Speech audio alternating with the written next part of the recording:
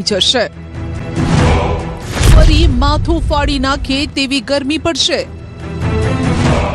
છેલ્લા અઠવાડિયામાં ક્યાંક વાદળો બંધાયા તો ક્યાંક આ વાદળો વરસી પડ્યા તો ક્યાંક વાવાઝોડા જેવો વરસાદ વરસ્યો ને કરા પણ પડ્યા।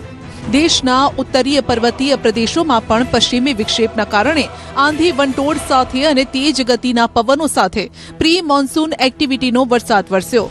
પશ્ચિમી વિક્ષેપના કારણે રાજ્યમાં પણ આંધી વંટોળનું જોર જોવા મળ્યું। કેટલાક વિસ્તારોમાં તો કરા વરસ્યા। જો કે ચોમાસા પહેલા ચોમાસા જેવો અનુભવ કરાવતું આ હવામાન ફરી એક વખત કરવટ બદલવાનું છે। હવે વારો છે તપવાનો। પરંતુ ધીરે ધીરે તારીખ 11 થી 20 પુનઃ એક્ટિવિટી શરૂ થશે અને તારીખ 11 બાદ આગ જેટલી ગરમી ફરી પુનઃ થવાની શક્યતા રહેશે। હવેની ગરમી જેવી તેવી નહીં હોય। હવામાન વિભાગે કરી છે હીટવેવની આગાહી। आने वाले 6 दिनों के लिए हीट वेव की वार्निंग है गुजरात रीजन में और साथ में सौराष्ट्र और कच्छ रीजन में। 44 डिग्री ने पार पहुंचे पारो। टेम्परेचर की जो रेंज रहेगी लैंड रीजन पे ये 41 से 44 डिग्री सेल्सियस के आसपास रहने का पूर्वानुमान है। अहमदाबाद वासियों खास साचवजो। आज अहमदाबाद सिटी के लिए येलो अलर्ट जारी है और कल से लेके आने वाले 6 दिनों के लिए अहमदाबाद सिटी के लिए ऑरेंज अलर्ट जारी है। और जो विंड की डायरेक्शन रहेगी गुजरात स्टेट के लैंड रीजन पे वो विंड की direction westerly to north westerly wind prevail करेगी। जो कि अंबालालना मते तो मध्य અને ઉત્તર ગુજરાતવાસીઓએ પણ સાચવવું પડશે। ગરમીનો પારો અહીં પણ હાઈ જવાનો છે। બપોરે બહાર ન નીકળતા કારણ કે બપોરે લૂ જેવો અનુભવ થશે। પાટણ, હારીજ, બનાસકાંઠામાં એવી ગરમી પડશે કે લોકો ત્રાસી જશે। મધ્ય ગુજરાતના ભાગોમાં લગભગ 44 થી 45 ડિગ્રી ગરમી રહેવાની શક્યતા રહેશે અને ઉત્તર ગુજરાતના ભાગોમાં પણ 43 ડિગ્રી કે ક્યાંક 44 ડિગ્રી સેલ્સિયસ મહત્તમ તાપમાન થવાની શક્યતા રહેશે। પાટણ સમી હારીજના ભાગોમાં ગરમી રહેશે। બનાસકાંઠાના ભાગોમાં ગરમી રહેવાની શક્યતા રહેશે। આ ઉપરાંત હિંમતનગર સાબરકાંઠાના ભાગોમાં ગરમી રહેવાની શક્યતા રહેશે।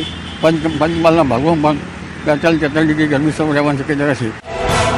આ તરફ દરિયાઈ પટ્ટી વિસ્તારોમાં પણ ભેજવાળા ગરમ પવનો ફૂંકાવાના છે। માટે સૌરાષ્ટ્ર અને કચ્છના લોકોએ પણ લૂથી બચવાના તમામ ઉપાય કરવા પડશે। આ સમય સાચવી લેવાનો છે। જો બહાર નીકળ્યા અને ગરમી સાથે સામનો થયો તો સીધા હોસ્પિટલ ભેગા થઈ જશો। કર્કવૃત ઉપરના ભાગોમાં બાકરી ગરમી પડવાની શક્યતા રહેશે। દરિયા કિનારા ભાગોમાં લગભગ 34 ડિગ્રી સેલ્સિયસ પશ્ચિમ સૌરાષ્ટ્રના ભાગોમાં અને દક્ષિણ ગુજરાતના ભાગોમાં 34 ડિગ્રી સેલ્સિયસ આસપાસ મહત્તમ ઉષ્ણતામાન રહેવાની શક્યતા રહેશે। ઉત્તર સૌરાષ્ટ્રના ભાગોમાં મહત્તમ ઉષ્ણતામાન 42 ડિગ્રી ક્યાંક 43 ડિગ્રી અને કચ્છના ભાગમાં 41 ડિગ્રી સેલ્સિયસ ઉપર મહત્તમ ઉષ્ણતામાન રહેવાની શક્યતા રહેશે। જો કે ગઈકાલે પણ રાજ્યમાં મિશ્ર હવામાન વર્તાયું। ક્યાંક જોરદાર પવન ફૂંકાયો તો ક્યાંક તાપનું ટોર્ચર અનુભવાયું। શુક્રવારના રોજ સુરેન્દ્રનગર શહેર સૌથી ગરમ શહેર નોંધાયું। એક તરફ લોકો ગરમીથી હાઈ તોબા પોકારી ગયા છે। એવામાં અંબાલાલ કાકા માની રહ્યા છે કે જો ગરમી સારી પડશે તો વરસાદ પણ સારો આવશે। જો કે આ વાત તેમણે રોહિણી નક્ષત્રને સંલગ્ન કરી છે। 25 મે થી 7 જૂન વચ્ચે રોહિણી નક્ષત્ર। રોહિણી નક્ષત્ર તપે તો વરસાદ સારો વરસે। રોહિણી નક્ષત્રમાં જોવા જઈએ તો 25 મે થી 7 જૂન વચ્ચે રોહિણી નક્ષત્ર રહેશે અને આ રોહિણી નક્ષત્ર ટપવું જોઈએ। જો રોહિણી નક્ષત્રની શરૂઆતમાં એટલે કે 25, 26, 27માં જો વરસાદ થશે તો પછી 72 દિવસ સુધી માત્ર પવન ફૂંકાશે અને કાગ દોડે વરસાદની રાહ જોવી પડશે। હવામાન આગાહીકાર અંબાલાલના મતે આ દિવસોમાં વાતાવરણમાં જે ફેરફાર જોવા મળશે તેની સીધી અસર આ વખતના ચોમાસા પર જોવા મળવાની છે। અંબાલાલનું માનવું છે કે 25 મે થી 7 જૂન સુધી ગરમી પડે તો વર્ષ સારું જાય।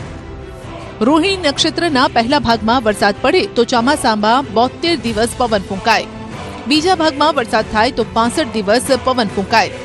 રોહિણી નક્ષત્રના છેલ્લા ભાગમાં વરસાદ થાય તો વર્ષ સારું જાય એટલે કે ચોમાસાનો સારો વરસાદ થાય અને બધાય દિવસોમાં વરસાદ થાય તો શરૂઆતમાં ચોમાસાનો વરસાદ સારો થાય। પરંતુ ચોમાસાની સિઝન ખરાબ જાય અને ખેડૂતોએ તેનો ભોગ બનવો પડે, કારણ કે જો પાક ફેલ થાય તો પછી આખી સિઝન ફેલ થાય અને વર્ષ પણ સારું ન જાય.